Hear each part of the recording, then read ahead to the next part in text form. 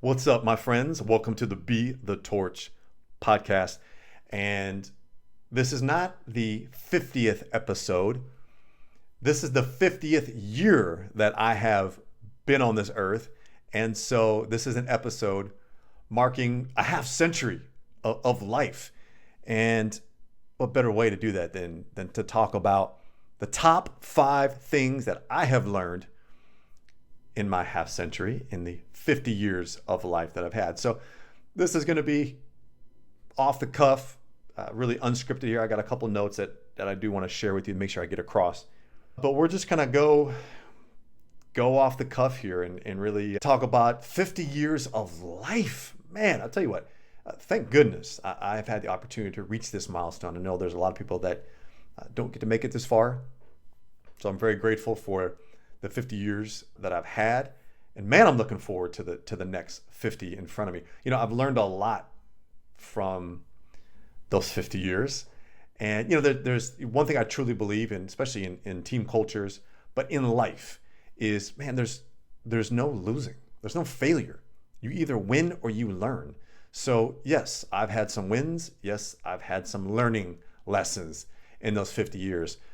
And through both because you learn a lot through winning and you learn a lot through losing. So between the two of those, I meshed them together, came up with my top 5 that I'm going to share with you. And then obviously it's my hope that you'll gain some insight from it, regardless of what age you are and whether you're well in your 50s and you're like, dude, gotcha, old hat, been there.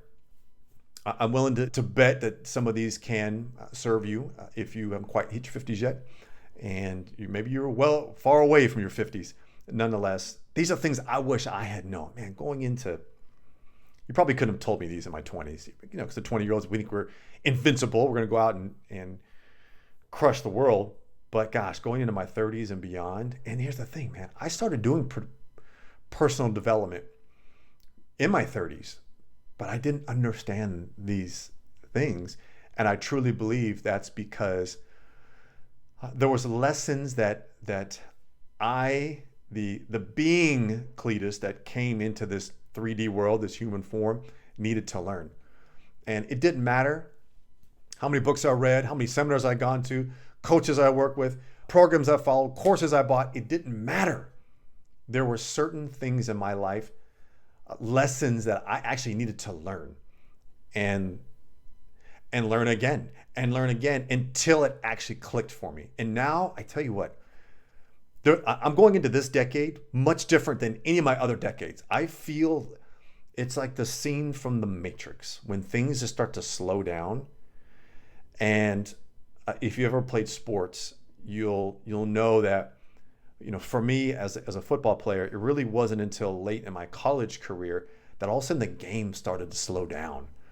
And all of a sudden I started to see things before it was happening. My reads were much more clear and my actions were very deliberate and intentional because I saw it happening. Same thing in life, man. Life has just been a whirlwind. And from my learning lessons, because I have had the courage to go out and learn from these lessons and apply them, because a lot of people are unaware, unconscious of it. And so the awareness, kind of bringing in consciousness of moving towards a greater level of consciousness, has really helped serve me. And things are starting to slow down. Like I see it, like I get it. And that's where I know I can be of help and serve other men, especially entrepreneurs, especially single fathers. I really feel like I can be of service to you. So if that's you, man, lock in. Here's 5 key lessons. Now, really, I used to think that all I needed to focus on was, man, just hustle. Just go out and build, go create. And it's funny because I do the same thing with my health. Look, man, I've never been, I'm fortunate. I've never had really much health issues. I've never been overweight. I've never had problem working out. It's always just been a structure and a discipline that's been built into me. And what I know is I've just was, as you know, training well into my 40s. And now this morning, I had a training day. My first training day of my 50s was this morning. And you know, I've just always been like harder, faster, stronger, like go. And what I'm learning now in the new phase of life is I really have to factor in recovery and wellness. That I need to lead with that first because my body's changing. And I wish I had known this when I was younger. This would have helped me definitely in my younger years of training and performing and competing.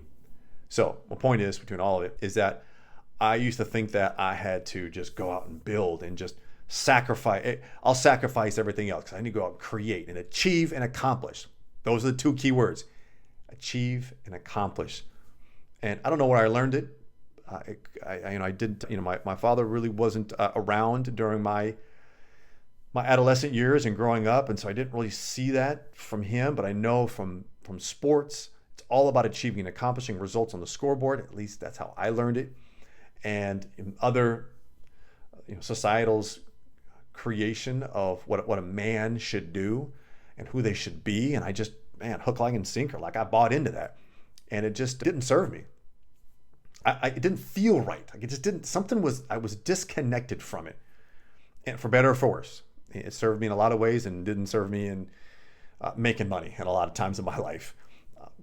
But I struggled to find the fulfillment and the alignment and the happiness, the connection, while trying to be focused on, if you know my work, we talk about the scoreboard, trying to focus on the scoreboard, the results, and thus being in a relationship, being a father, those things were important to me, but I was just so locked in on, like, I got to do this thing that every man needs to do, and that's going to make some money and build a career and build a business and make a bunch of money, and that'll take care of everything else. So if you've been there or you are there and you feel like there's something different, you're right. There is a different way. So chasing success, chasing money, man, it didn't serve me. And it really, that was the biggest problem. That pursuit of being that thing that I thought was a man to go out and achieve and accomplish, especially in the financial world, I lost sight of what truly, truly matters. So if you're there, I get it. I've been there. We can talk about this. Man, I could do days and days and days talking about this. So here, if you are that man who is like, man, I am overwhelmed, I don't have any freedom in my life, and you're settling for little bouts of freedom, like alcohol or drugs or sex or other things that just give you temporary release of freedom, and you don't have it in your overarching part of your life, then you're not alone. And it's causing you stress and anxiety and worry and depression and overwhelm. And man, enough is enough. So let's just get into it. I mean, these are the 5 things. Yeah, look, there are so many things, so many lessons. And just to whittle it down to 5 was not that easy. And yet it flowed out of me without hesitation. So the first one, lesson number 1, self-mastery is the name of the game. It is everything. Self-mastery. The Greeks knew it from thousands and thousands of years ago. Know thyself. Self-mastery. Period. End of story. Number 1. And the key to self-mastery, controlling your mind, controlling your emotions, your actions, understanding. I'm not saying controlling it, being aware, being conscious of them. Everything else falls into place. Because if you know yourself, and we'll get into a couple steps. I mean, everything else pretty much plays into self-mastery. I mean, that is the backbone. That's what I believe, that being able to master your true, authentic self is the key to really find the fulfillment and joy and purpose in your life. And once you do that, man, all the other stuff falls into place. But we got to go get that first. The pursuit and the chase of achieving and accomplishing doesn't work. You may get little wins, but in the long run, it does not work. It's not sustainable.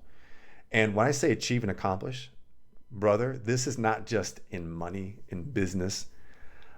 This is in your relationships. This is in your health. This is in your connection to a higher power. This is you as a fatherhood.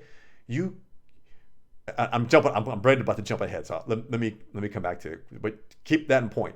that mind in point that there is more to achieving and accomplishing as the direct linear focus.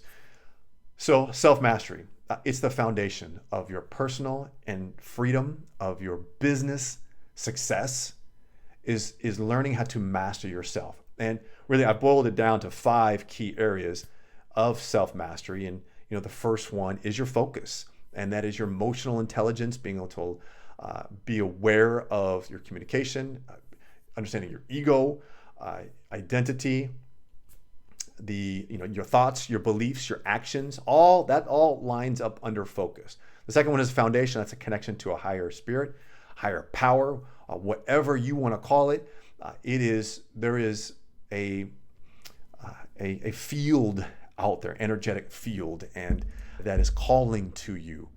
And boy, I ignored those messages for so long. And you've had these messages. You can't ignore it. It's those gut feelings. Like, where did you get a gut feeling from?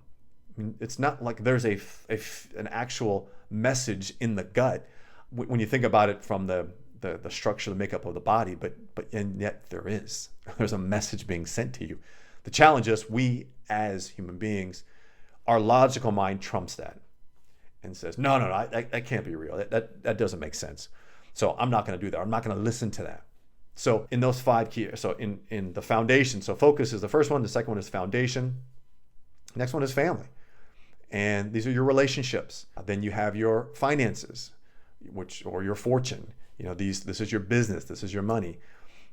And then the last and final one, that is your fitness, your health, your body, your mental fitness, your physical fitness, and taking care of your body. So focus, foundation, family, fortune, and your fitness, the 5 F's there.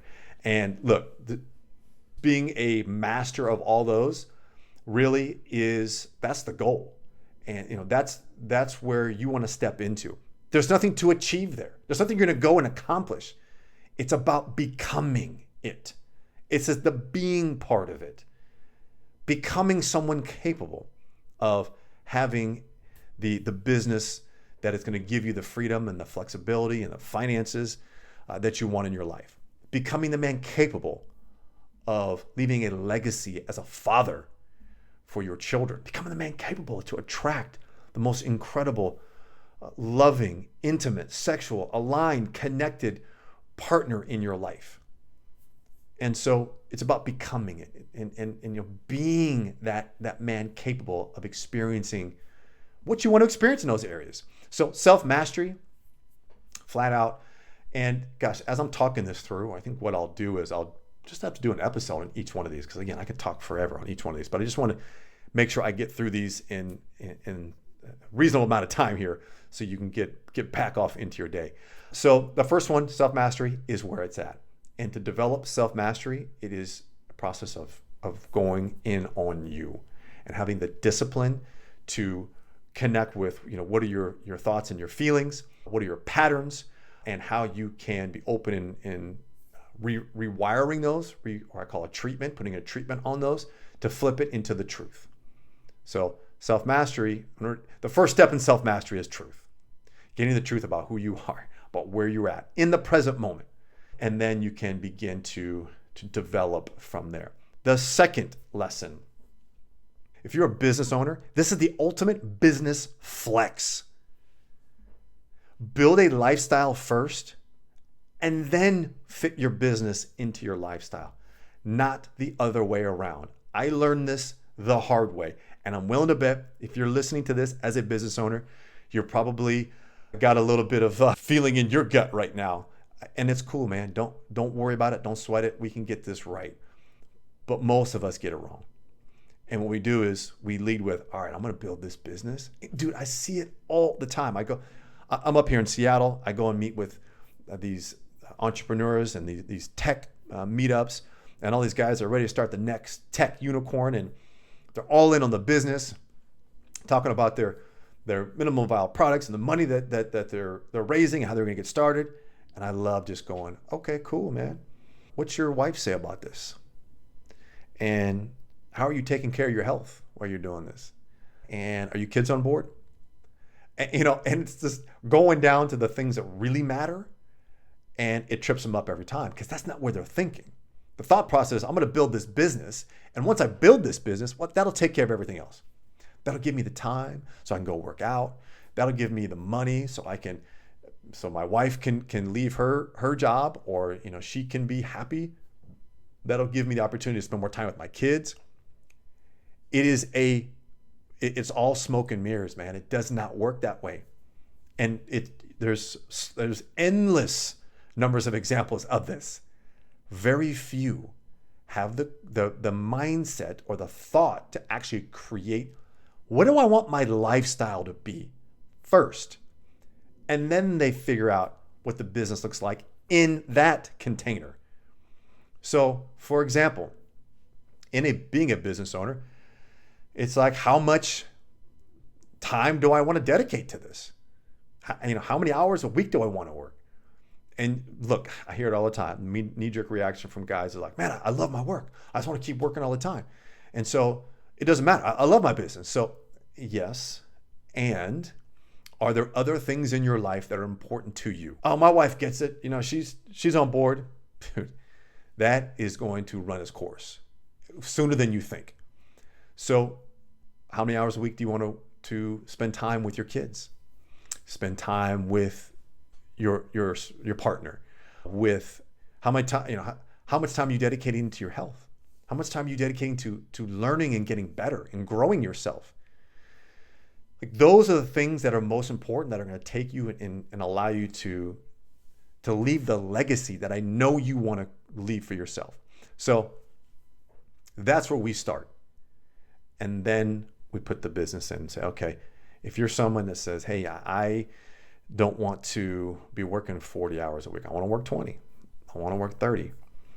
And, I want to make $500,000 a year, or I want to make $250K a year because I want to have more freedom and more flexibility to travel, to go explore, to work on my hobbies, to start a Airbnb business on the side, or whatever that truly turns you on. Maybe you're a musician and you want to dedicate more time to playing music. And so having that built first, because I'm telling you, here is the biggest challenge I went through, and that is resentment.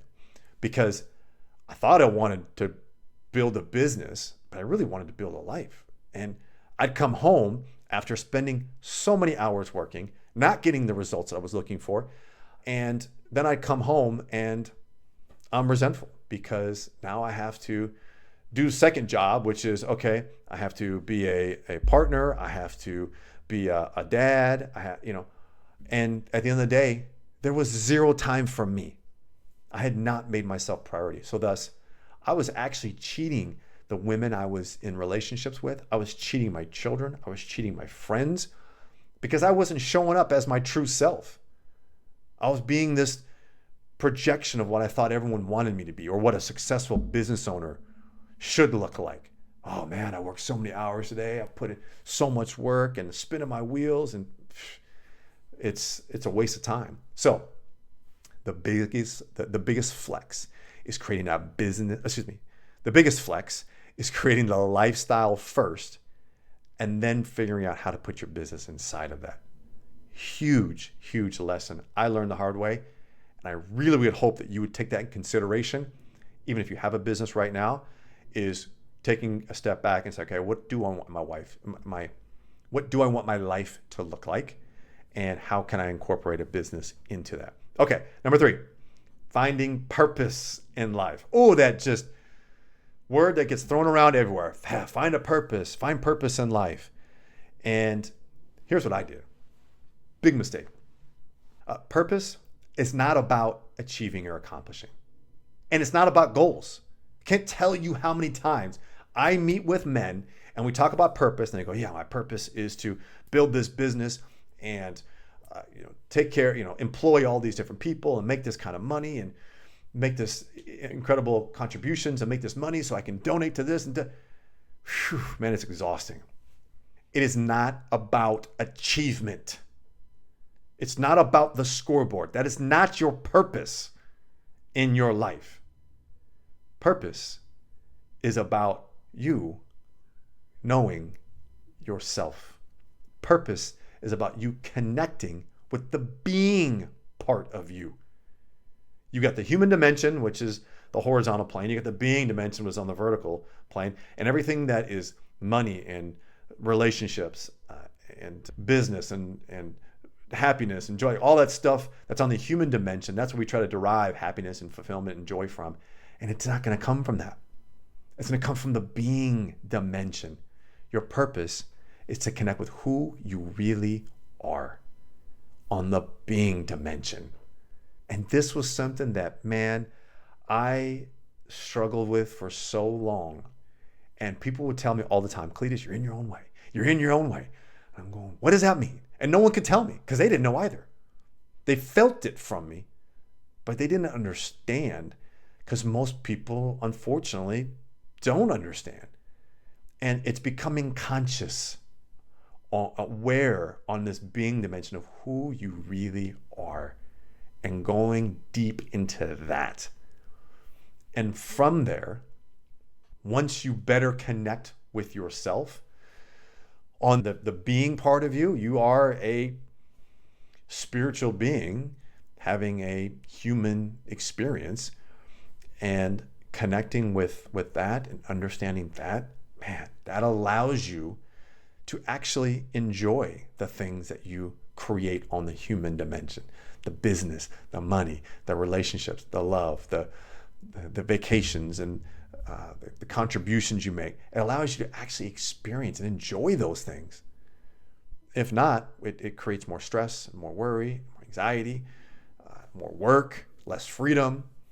So really the purpose is a feeling. It's not anything you accomplish. You're not going to go, all right, I got it, and put it up on your wall. Here's my purpose. You're wasting your time. That's not where it exists. So finding my purpose, connecting with myself on the being level really has transformed my relationships with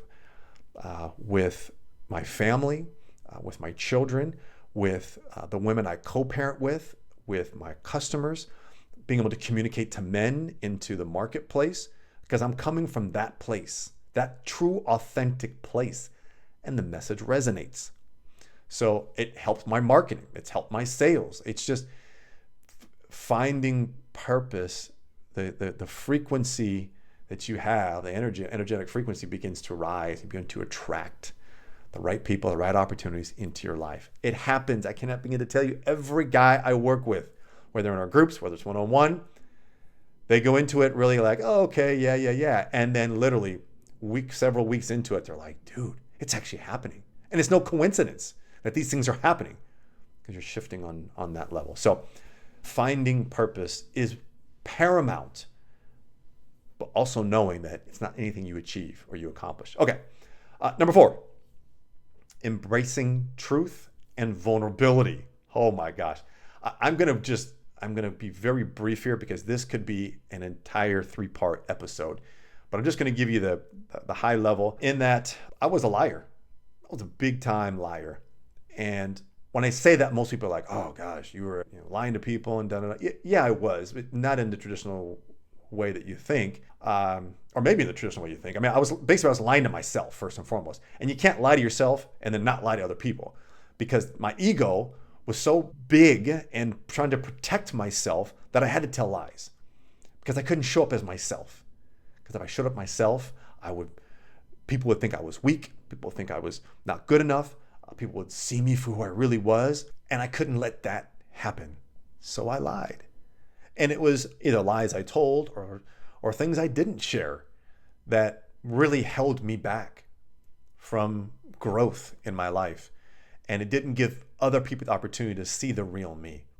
And thus, I lost opportunities. I lost my 2 longest relationships because I just didn't get it. I didn't understand how to show up authentically as myself. And thus, I attracted people, relationships, opportunities that were completely misaligned. Do you get that? When you do not show up authentically as yourself, in truth, being vulnerable, you're going to attract people with the projection that you're putting out there. And then they're attracted to that projection, but you're not, because that's not really you. And then that's where the chaos starts to happen. That's where you start having fighting and disagreements, arguments, and challenges in your relationships. Your business opportunities fail, or you attract people that were just not good people, which I've done in business. So embracing the truth and vulnerability, when I began to open up about my struggles, about what was real for me, I wasn't doing that for sympathy, for I'm a victim. It's just like, no, this is who I am. Like it or no. You're either in on me or you're not. And that's okay either way. There have been people who've not been in on it. And once they saw the real me, were like, no, that doesn't work for me. And that's okay. Not a good fit. And now I know that because I'm showing up in truth. So vulnerability for men is an incredibly difficult thing to do. And look, man, it's not your fault. This is what you have been taught. This is what has been, it's in mainstream pop culture, in movies, and in society that men cannot be weak. And women have been taught that, and because they're watching the same movies, they're in pop culture, they're seeing everything. And so there's that thought as well that, well, a man can't be weak, and he needs to provide, and he needs to protect, and he needs to perform and make the money and put all this weight on his shoulders. And you know what? We do have a mission in life. And for a lot of us, that mission involves a lot of those things: protecting, providing. However, your shoulders are not that big. And it's okay to say, this doesn't feel good. It's too heavy. It's too much. It's uncomfortable. I don't like it.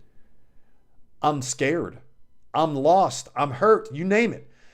We, by not being vulnerable, have not been taught how to share our feelings. And this is something I continuously try to, number one, be an example of possibility for my sons and for my daughter. She needs to see a man who's open to sharing his feelings and being vulnerable.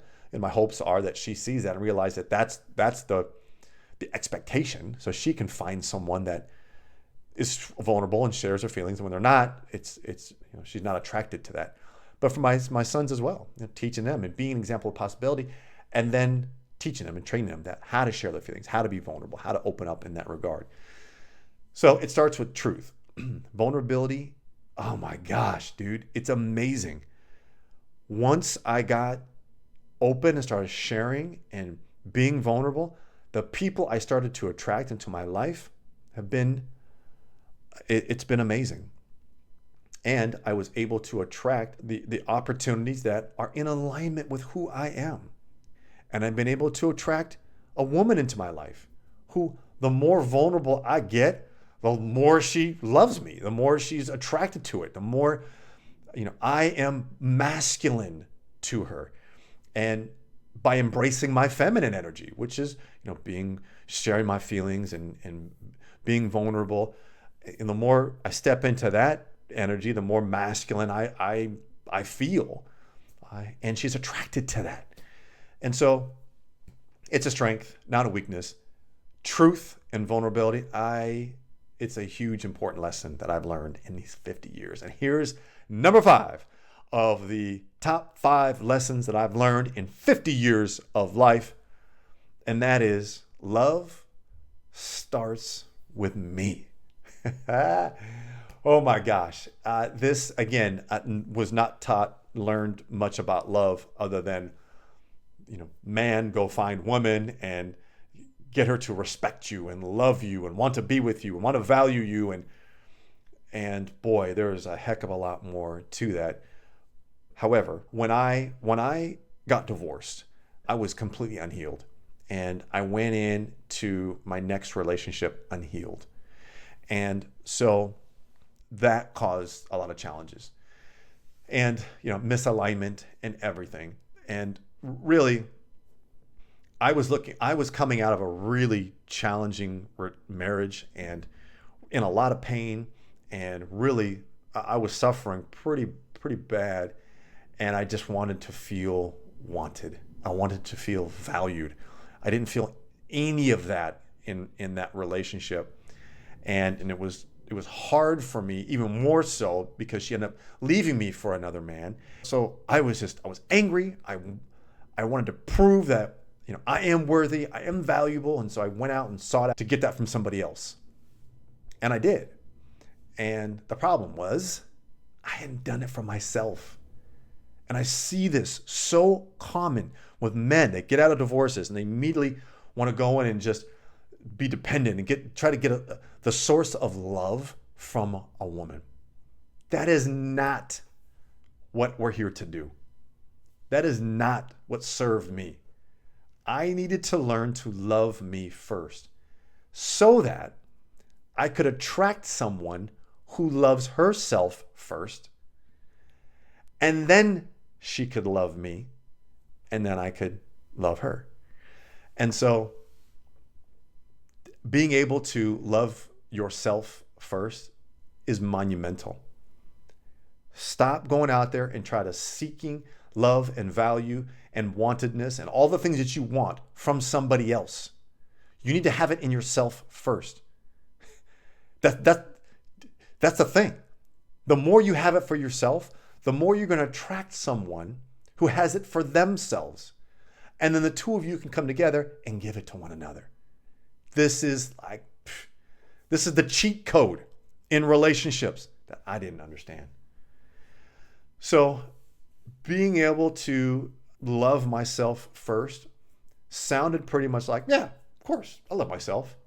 There's so much more to that. It's so much deeper than that, than just saying, yeah, I'm cool. I love myself.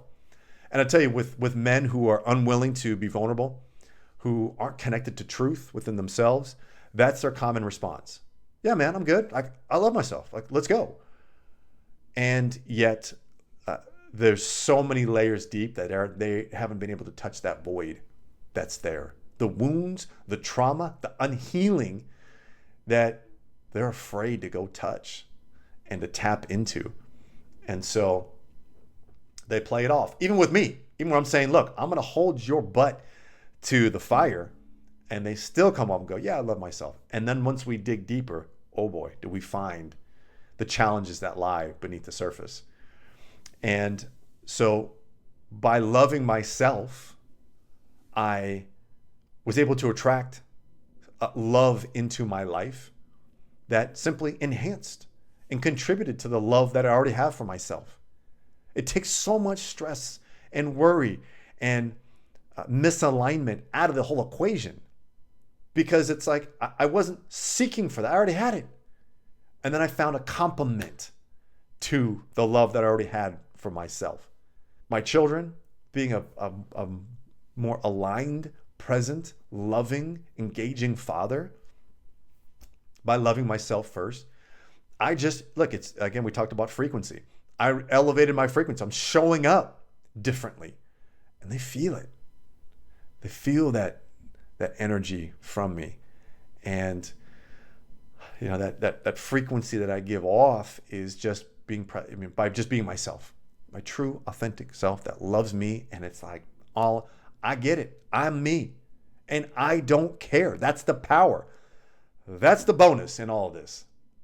Of these top 5 things that I have learned in 50 years of life, the bonus to it all is the power. When you can tap into these 5 things, it gives you a sense of power that it doesn't matter. You are you, and it doesn't matter what anyone else thinks and what anyone else says. What anyone else does, you love you, and you love that you're growing and you're open and you're vulnerable and you're truthful and you're mastering yourself, and you have found purpose in your life. That's power, man. That's power. And from that power comes true innovation, creativity, love, connection. And that's where your business begins to blossom beyond how hard you could have worked, the more hours, the hustle you could have put into it, more than sacrificing yourself for a woman or sacrificing yourself for your kids. More than any of that, what they need is for you to love yourself so they can love themselves. so that you can love them and they can start loving you. That's how it works. And I'm excited to go into this next decade of my life with these 5 lessons. And again, like I said, a plethora of other ones.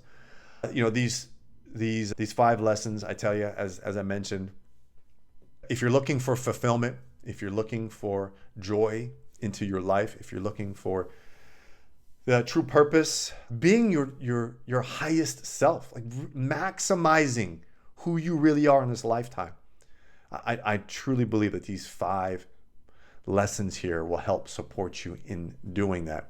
Now, this is not about a shift or a change. This is about true transformation.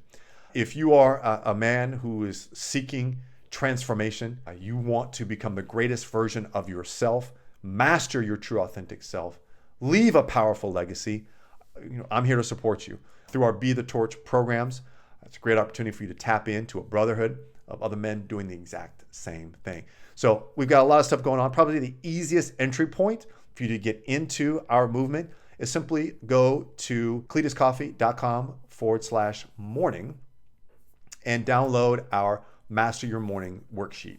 And this is, before you can master your life, before you can master your day, you need to learn how to master your morning. So cletuscoffey.com/morning will get you access to our Master Your Morning cheat sheet. Go ahead and start working through that. We also do challenges along these lines to help you learn how to take this first step and master your morning.